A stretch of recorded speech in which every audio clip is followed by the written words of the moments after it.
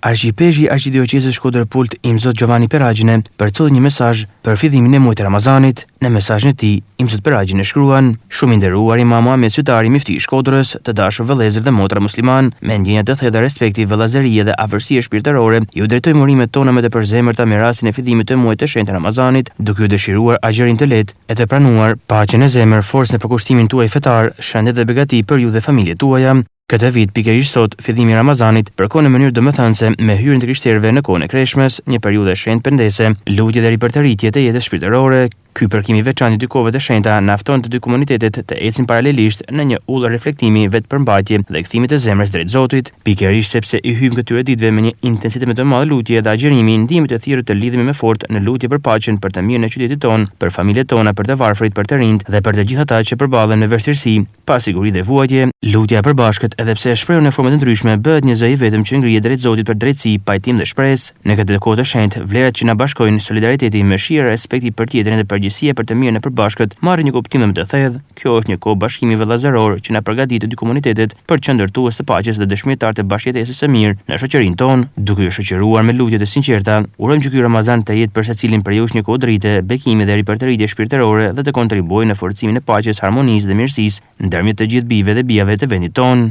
Me respekt të veçantë, Imzot Giovanni Peragjine, Arkiepishkopi Metropolit, Shkodër Pult.